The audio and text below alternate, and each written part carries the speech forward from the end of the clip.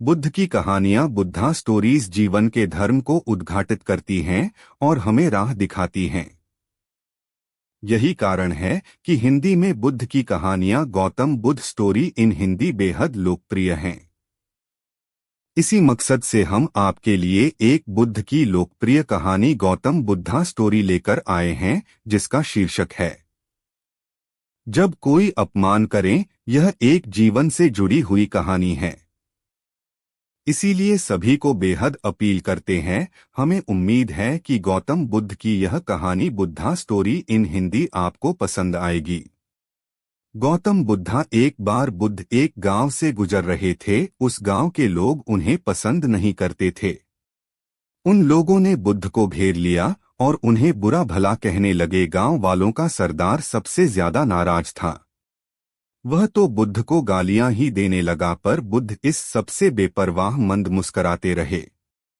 सरदार काफी देर तक बुद्ध को गालियां देता रहा, लेकिन कुछ ही देर में उसका मुंह सूखने लगा, जिससे वह चुप हो गया। यह देखकर बुद्ध बोले, अगर तुम्हारी बातें समाप्त हो गई हो तो मैं आगे बढ़ूं।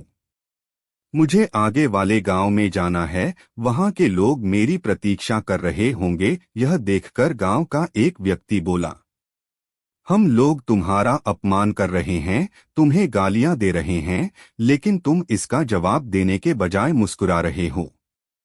तुम इसकी प्रतिक्रिया क्यों नहीं देते? बुद्ध बोले, वत्स, तुमने आने में तनिक देर कर दी। यदि तुम 10 वर्ष पहले आए होते तो मजा आ जाता, क्योंकि 10 वर्ष पहले मैं भी तुम्हारी तरह था।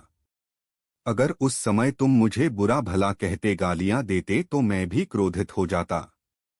मैं तुम्हें इससे भी अधिक गालियां देता, हो सकता है हाथापाई पर भी उतर आता। पर अब मैं आगे बढ़ गया हूं, अपना क्रोध घृणा सब पीछे छोड़ आया हूं। अब मैं उस जगह पर पहुंच गया हूं जहां तुम्हारी गालियां पहुंचने में असमर्थ हैं। तुमने मुझे गालियां दी, यह तुम्हारी भावना है, लेकिन तुम्हारी यह भावना मुझ तक पहुंच ही नहीं रही। मैं इससे आवेशित तभी होऊंगा जब मैं इसमें भागीदार हो जाऊंगा, जब मैं इन्हें स्वीकार कर लूंगा। लेकिन मैं तो तुम्हारी इस क्रिया से निरपेक्ष हूं, इससे बहुत दूर हूं, इसलिए मैं अब भी पहले की तरह शांत हूं। यह सुनकर सरदार बोला, अरे ऐसे कैसे? मैंने तो तुम्हें गाली दी और वह पूरे गांव वालों के सामने दी है। फिर उसे लेने या ना लेने का क्या मतलब है? बुद्ध बोले, वत्स, कल मैं एक गांव में गया था। वहां के लोगों ने मेरा प्रवचन सुना, वे बहुत प्रसन्न हुए। गांव का मुखिया मेरे लिए मिठाई लेकर आया और उसे खाने का आग्रह करने लगा। मैंने कहा कि मेरा पेट भरा हुआ है, इसलिए मैं इसे ग्रहण नहीं कर सकता।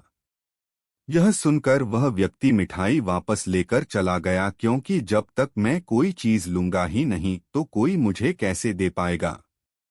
इसमें तो मेरी सहमति आवश्यक है ना? हाँ, यह तो है। एक व्यक्ति ने बुद्ध का समर्थन किया। बुद्ध ने पुनः पूछा, जब मैंने मिठाई लेने से मना कर दिया तो उन लोगों ने उसका क्या किया होगा? उन्होंने मिठाई अपने घर वालों में बांट दी होगी। एक व्यक्ति ने जवाब दिया। बुद्ध ने कहा, ठीक कहा तुमने, उस मिठाई की तरह ही तुम मेरे लिए गालियां लेकर आए हो और चाहते हो कि मैं इन्हें ग्रहण कर लूं, पर भाई मैं इन्हें लेता ही नहीं। अब बताओ तुम इनका क्या करोगे? तुम व्यक्ति के पास इसका कोई दया क्षमा करो। वत्स, मैं तुम्हारा उपहार ग्रहण करने में असमर्थ हूं।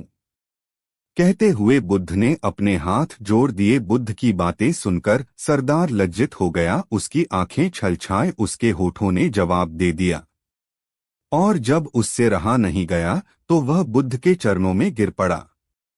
दोस्तों, हम में से ज्यादातर लोग यही समझते हैं कि हमारे दुखों का कारण कोई दूसरा व्यक्ति है, और जब हम ऐसा मानते हैं तो हम अपने स्वनियंत्रण की कमी और अक्षमता को अनदेखा कर रहे होते हैं।